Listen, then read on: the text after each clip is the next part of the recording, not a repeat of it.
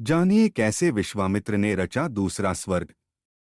विश्वामित्र प्राचीन भारत के अति प्रसिद्ध ऋषियों में हैं। रघुकुल में वशिष्ठ और विश्वामित्र की बहुत पहुंच थी। भगवान राम पर आधिपत्य को लेकर यह दोनों ही ऋषि एक दूसरे से प्रतिस्पर्धा में थे।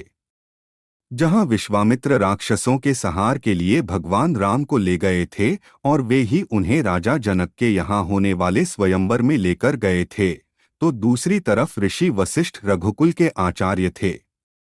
विश्वामित्र जन्म से ब्राह्मण नहीं थे। इनका पूर्व नाम राजा कौशिक था। एक बार वे अपनी विशाल सेना के साथ जंगल में निकल गए थे और रास्ते में पड़े वाले महर्षि वशिष्ठ के आश्रम में उनसे मिले। महर्षि वशिष्ठ ने उनका और उनकी सेना का सत्कार किया और सबको भोजन कराया। राजा कौशिक को इस पर आश्चर्य हुआ तो वशिष्ठ ने बताया कि मेरे पास नंदिनी गाय है जो कामधेनु की पुत्री है और स्वयं इंद्र ने महर्षि को भेंट की थी। राजा कौशिक ने नंदिनी को पाने के लिए जिद की, परंतु वशिष्ठ ने मना कर दिया। इस पर कौशिक ने बलपूर्वक नंदिनी को ले जाने की कोशिश की। कथा है कि नंदिनी ने वशिष्ठ की आज्ञा से अपने योग बल से सारी सेना को ध्वस्त कर दिया और राजा कौशिक को बंदी बनाकर वशिष्ठ के सामने प्रस्तुत किया। कौशिक ने वहां पर भी वशिष्ठ पर आक्रमण किया।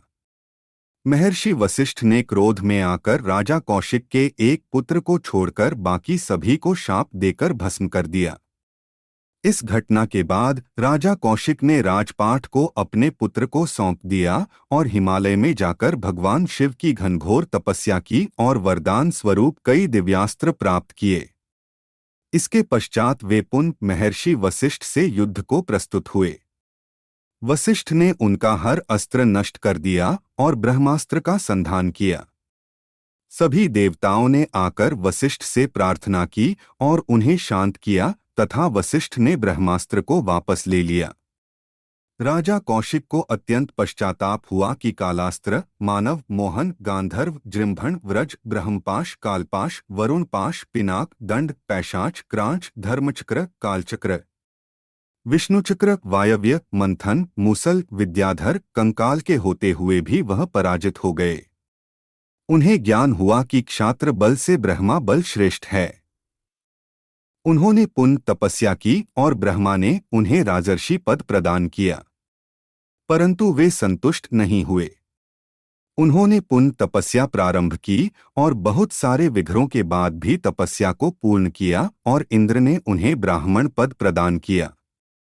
अब वे विश्वामित्र थे तथा इंद्र से उन्होंने वषट्कार तथा चारों वेद भी मांगे, परंतु उनकी प्रतिज्ञा थी जब तक ऋषि वशिष्ठ उन्हें ब्रह्मऋषि पद नहीं देंगे तब तक वे शांत नहीं होंगे। बाद में उन्हें वशिष्ठ ने भी ब्रह्मऋषि के रूप में स्वीकार कर लिया। क्रोध में दोनों ने एक दूसरे के पुत्रों को नष्ट कर दिया था, परंतु अब विश्वामित्र भी क्रोध और मोह के बंधनों से ऊपर उठ चुके थे। विश्वामित्र की अन्य कथाएं। उनकी तपस्या को भंग करने के लिए इंद्र ने स्वर्ग से अप्सरा मेनका को भेजा। विश्वामित्र मेनका पर मोहित हो गए थे और मेनका कन्या उत्पन्न होने तक उनके साथ रही। बाद में वह स्वर्गलोक वापस चली गई। विश्वामित्र ने इस कन्या को रात के अंधेरे में ऋषि कण्व के आश्रम में छोड़ दिया था। यह कन्या शकुंतला के नाम से विख्यात हुई, जिसका गंधर्व विवाह सम्राट दुष्यंत के साथ हुआ। इन दोनों से भरत नाम के पुत्र ने जन्म लिया, जिसके नाम पर हमारे देश का नाम भारत पड़ा है। त्रिशंकु की कथा। त्रिशंकु इक्ष्वाकु वंश के राजा थे और सशरीर स्वर्ग जाना चाहते थे। उन्होंने महर्षि वशिष्ठ से इसके लिए अनुरोध किया। वशिष्ठ और उनके पुत्रों ने इसके लिए मना कर दिया।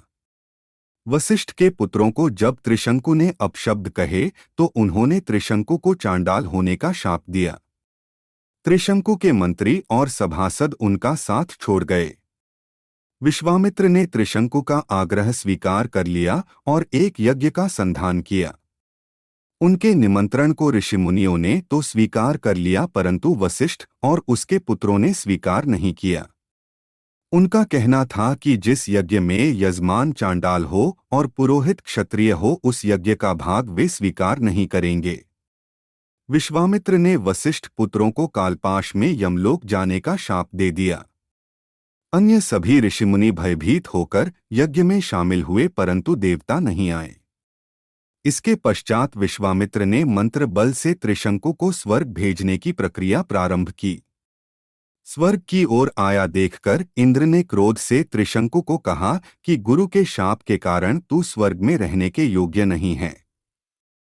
इस पर त्रिशंकु गिरने लगे और अधर में ही सिर के बल लटक गए। तब विश्वामित्र ने मंत्र बल से उसी स्थान पर एक नए स्वर्ग की सृष्टि कर दी। इंद्रादि देवता जब विश्वामित्र के पास आए तो विश्वामित्र ने कहा कि मेरे द्वारा बनाया गया यह स्वर्गमंडल हमेशा रहेगा। वैज्ञानिक विश्लेषण। विश्वामित्र ने त्रिशंकु को स्वर्गारोहण की जिस प्रक्रिया को जन्म दिया, उसका समीकरण आधुनिक कृत्रिम उपग्रहों के प्रक्षेपण से किया जा सकता है। संभवतः वे त्रिशंकु को निर्धारित कक्षा में प्रक्षेपित नहीं कर पाए थे और निर्धारित से निचली कक्षा में ही स्थापित कर पाए। उन्होंने एक तरह से त्रिशंकु को स्वर्ग में पहुंचाने की चुनौती स्वीकार की और दूसरी तरफ अगर उससे नीचे की किसी कक्षा में त्रिशंकु को स्थापित कर पाए तो उसे ही स्वर्ग का नाम दे दिया। सप्तऋषि मंडल के दक्षिण में आज भी त्रिशंकु नक्षत्र मंडल है और इस बात की पुष्टि करता है कि बहुत प्राचीन भारत में प्रक्षेपण विज्ञान उन्नत था, यद्यपि इस तरह के उदाहरण बहुत अधिक नहीं हैं। पुष्पक विमान की कथा। देवताओं और मुनियों का मुक्त अंतरिक्ष में अत्यधिक तीव्र गति से विचरण इस बात का प्रमाण है कि कुछ विद्याएं उस समय जीवंत थी, जिनके कारण कुछ पौराणिक कथानकों को प्रसिद्धि मिली।